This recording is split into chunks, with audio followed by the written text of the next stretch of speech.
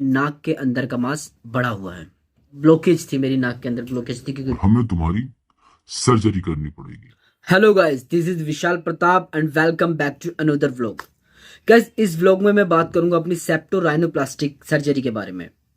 क्या था प्रोसीजर, कितना कॉस्ट आया, हॉस्पिटल क्या था, लोकेशन क्या थी, कितने दिन एडमिट रहना पड़ा, सब कुछ। तो आप एंड तक बने रहिए।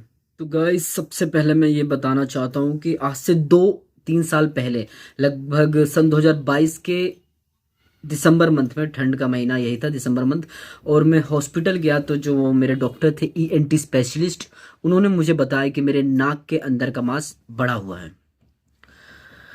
तो मुझे प्रॉब्लम आना स्टार्ट हुई थी करीब 2022-23 से ही। उससे पहले भी मुझे था, मतलब प्रॉब्लम थी। जब लगभग 16-17 साल में ही मुझे ऐसा लगता था कि एक नाक मेरी बंद है, एक नाक खुली है, एक नाक बंद है, और सांस कम ली जाती थी। और ज़्यादातर जो मेन प्रॉब्लम थी मेरी वो ये थी कि मुझे जुकाम बहुत जल्दी हो जाता था, जुकाम, खांसी, और इतनी छींकें आती थी पूछो मत। तो उस वक्त तो ये था कि उस टाइम टीनेजर एज थी मेरी। तो 16-17-18 में लगा, मुझे ये लगा, और मेरी मतलब मम्मी को ये लगा कि ये मैं खेलने जाता हूँ और बाहर से जब आता हूँ तो फ्रिज में से मैं ठंडा पानी निकाल के मैं पी लेता हूँ, तो इस कारण मुझे जुकाम हो जाता है। तो ऐसा चलता रहा, तो लोगों को ये लगता रहा कि हाँ, शायद मैं बाहर से खेल के आता हूँ और ठंडा पानी पी लेता हूँ, तो इस कारण मुझे जुकाम हो जाता है। मुझे भी यही लगता रहा है कि मतलब मैं नॉर्मल मैं नॉर्मल लोगों को जैसे जुकाम होता है वैसे मुझे भी हो जाता होगा, लेकिन कहीं ना कहीं मुझे और लोगों से, नॉर्मल लोगों से ज़्यादा जुकाम होता था। महीने में कम से कम 2 या 3 बार तो जुकाम होना तय है। तो मैं पूरा परेशान रहता था बंद नाक से, और छींकें भी आती थी मुझे। एक नाक से सांस आना, एक नाक से नहीं आना। ब्लॉकेज थी, मेरी नाक के अंदर ब्लॉकेज थी क्योंकि डॉक्टर ने मुझे बता दिया था। तो जब मुझे लगा कि हाँ, नाक में मेरी कुछ दिक्कत है, तो मैं 2022 के दिसंबर मंथ में मैं गया, हॉस्पिटल गया। तो डॉक्टर ने जब चेक करा तो डॉक्टर ने बताया कि विशाल प्रताप, तुम्हारे नाक के अंदर का मांस बढ़ा हुआ है और हमें तुम्हारी सर्जरी करनी पड़ेगी। तो ये देख के, ये सुन के मैंने सोचा कि सर्जरी, तो सर्जरी तो बहुत मतलब दिक्कत वाली बात है, शायद मेरी नाक काटनी पड़े, ऐसा कुछ। तो फिलहाल तो फिर उस टाइम मैंने कहा कि सर, मतलब अगर कुछ ऐसा हो तो मतलब दवाई वगैरह से या कुछ ठीक हो जाए। तो उन्होंने मुझे कुछ दवाइयाँ दी थी, दवाइयाँ लिख के दी थी, और स्प्रे दिया था कि इन्हें महीने तक, 1 महीने तक इस्तेमाल करके देखो। तो मैंने इस्तेमाल करा था, मुझे राहत भी मिली थी, लेकिन वो कोई परमानेंट सॉल्यूशन नहीं था। सर्जरी से तो अच्छा है कि मतलब अगर दवाइयाँ खाने से ही ठीक हो जाऊँ। तो दवाइयाँ तो ख़त्म हो गई थी और स्प्रे वगैरह सब खत्म हो गए थे, 1 महीने मैंने यूज़ करा था, थोड़ी राहत ज़रूर थी, लेकिन परमानेंट सॉल्यूशन नहीं था। तो फिर ऐसा होता गया, समय बीतता गया, लेकिन जो इस 2025 में, 2025 में ऐसा क्या हुआ कि मुझे अपनी राइनोसेप्टोप्लास्टिक सर्जरी करवानी ही पड़ी। दरअसल अभी पीछे सितंबर अक्टूबर मंथ में रामलीला हो रही थी, और मैं एक एक्टर हूँ, तो मैं एक्टिंग करता हूँ। तो रामलीला में मैं भगवान लक्ष्मण जी का किरदार निभा रहा था। तो उस दौरान जब मैं डायलॉग्स याद करता था तो मुझे बहुत ज़्यादा छींकें आती थी, मतलब लिटरली इतना हो गया था कि अगर मैं हल्की अपनी नाक टच भी कर दूं ना ऐसे करके, तो इतनी तेज इरिटेशन होती थी कि इतनी छींकें आती थी पूछो मत। मतलब जुकाम, छींकें, तो ऐसे मुझे डर लग रहा था कि स्टेज पे कहीं मतलब छींकूं मैं और डायलॉग के बीच में छींकें ना आने लग जाए तो सारी परफॉर्मेंस मेरी खराब हो जाएगी। तो फिर मैं गया डॉक्टर के पास दोबारा, और डॉक्टर को बताया कि मैं आपके पास आया था। तो मैं जिस हॉस्पिटल में गया था उस हॉस्पिटल का नाम है मैक्स। उसकी लोकेशन है दिल्ली में शालीमार बाग। मैक्स हॉस्पिटल, शालीमार बाग, दिल्ली। ये आप देख सकते हैं, ये मेरी फाइल है। तो जब डॉक्टर ने मुझे देखा, और मतलब मैंने उन्हें बताया कि मैं पहले भी आ चुका हूँ और आपने ऐसा कहा था कि सर्जरी करवानी पड़ेगी। तो डॉक्टर ने फिर से मुझे को टेस्ट लिखे, कुछ टेस्ट सर्जरी से पहले जो करवाए जाते हैं। तो करीब 11-12 या 13 टेस्ट थे, मैं बता देता हूँ आपको। ये कुछ टेस्ट हैं।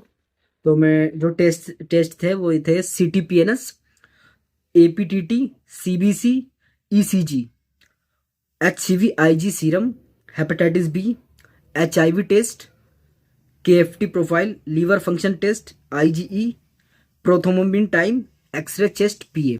तो ये इतने सारे टेस्ट थे, ये मुझे करवाने थे सर्जरी से पहले। इतने सारे टेस्ट होने के बाद मेरा चेस्ट का भी एक्सरे हुआ था, चेस्ट एक्सरे, PA।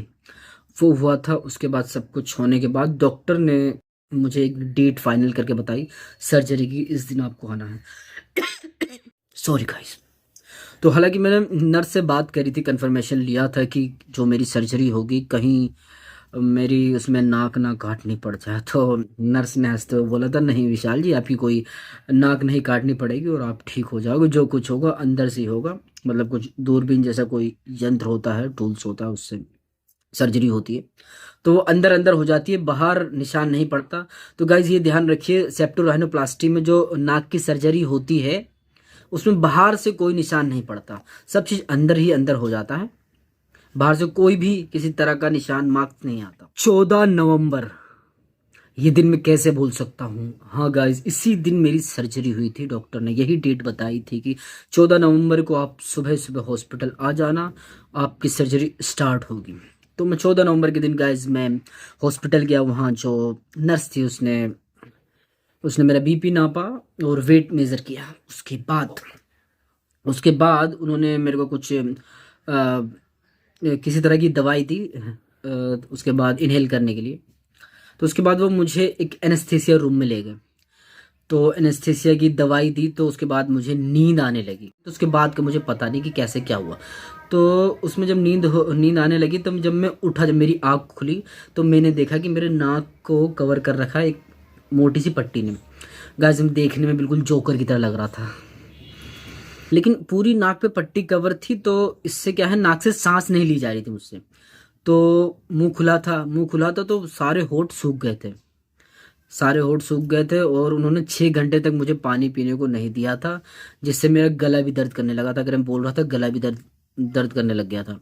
होठ पूरी बुरी तरह से सूख गए थे, मतलब लिटरली इतनी बेकार हालत हो गई थी। फिर 6 घंटे बाद उन्होंने मुझे पानी दिया, तो मैंने थोड़ा सा पानी पिया। उसके बाद कुछ दवाइयाँ दी जो कैनोला के जरिए इंजेक्ट करी गई मेरे शरीर के अंदर। अच्छा, कुछ लोगों का सेप्टोराइनोप्लास्टी सर्जरी करवाने से पहले कुछ सवाल होते होंगे कि कितने दिन एडमिट होना पड़ता होगा। तो मैं आप लोगों को बता दूं, ये सेम डे डिस्चार्ज हो जाता है, यानी जिस दिन हम भर्ती होते हैं हॉस्पिटल में, उसी दिन हम डिस्चार्ज भी हो जाते हैं। हाँ, कोई कोई ऐसी कभी कभार ऐसी कंडीशन रहती है कि हाँ, एक दिन और ज़्यादा लगता है, यानी 2 दिन तक एडमिट करते हैं, उसके बाद छोड़ देते हैं। और प्रोसीजर का टाइमिंग क्या होता है, जो सर्जरी की टाइमिंग कितनी देर तक होती है, तो वो मैं बताता हूँ। वो आधे घंटे की होती है, थोड़ी ज़्यादा बढ़ती है तो ज़्यादा से ज़्यादा 1 घंटे खिंच जाती है, उससे ज़्यादा नहीं जाती। तो आधे 1 घंटे में राइनोप्लास्टी सर्जरी हो जाती है। तो गाइस 3 तरह की सर्जरी हुई थी मेरी, और मैं बता देना चाहता हूँ। पहली थी सेप्टोराइनोप्लास्टी, और दूसरी थी एंडोस्कोपिक सर्जरी, और तीसरी थी टर्बाइन एक्टोमी। तो ये 3 सर्जरी हुई थी, और 3 सर्जरी लगभग आधे 1 घंटे में हो गई थी। मैं तो बेहोशी की हालत में था, तो मैं बता नहीं सकता कि कितनी देर लगी एक्चुअली में, लेकिन हो गई थी आधे 1 घंटे में। मुझे लगा कि ज़्यादा टाइम लग गया, लेकिन मैं बेहोशी की हालत में था। तो 8 बजे मेरी सर्जरी हुई थी सुबह, और मुझे होश आया था 10 साढ़े 10 बजे करीब, जब मैंने घड़ी में टाइम देखा था। तो गाइस कॉस्ट की बात कर लेते हैं, कितना खर्चा मेरा आया और या कितना खर्चा आता है इस सर्जरी में। तो जो मेरा खर्चा आया वो अप्रोक्स 75 से 80,000 के बीच में आया। मैं स्क्रीनशॉट लगा दूंगा। तो ये अलग अलग जगह, अलग अलग लोकेशन और हॉस्पिटल कैसा है उस पर भी डिपेंड करता है, कम ज़्यादा होता रहता है। मतलब उन्होंने सेम डे डिस्चार्ज कर दिया, उसके बाद मैं घर गया। घर पे बहुत बुरी हालत हो गई थी, क्योंकि मतलब सांस ली नहीं जा रही थी, जो भी सांस लेनी थी मुंह से थी। तो मेरा चेहरा पूरी बुरी तरह से सूज गया था और आंखों में से पानी आ रहा था, रुक ही नहीं रहा था पानी, और नाक में से ब्लीडिंग हुई थी, खून सा निकल रहा था। लेकिन गाइज वो खून नहीं था, वो लाइक जैसे अभी सर्जरी हुई थी तो वहाँ पे कुछ घाव रहता है, तो जब भी नाक में से पानी निकलता है तो उसी रास्ते से निकल रहा था, वो लालपन सा होके जा रहा था। तो ऐसा देखने में लग रहा था कि ब्लीडिंग हो रही है। तो कॉटन दी थी हॉस्पिटल वालों ने, तो उससे मैं साफ कर रहा था, और लेकिन आंसू नहीं रुक रहे थे, इतनी तेज आंसू आ रहे थे, मतलब पूछो ही मत। तो गाइस डॉक्टर ने उस दौरान मुझे सॉफ्ट डाइट लेने के लिए बोली थी। तो दलिया चल रहा था मेरा, दलिया दलिया, सुबह शाम दलिया दलिया।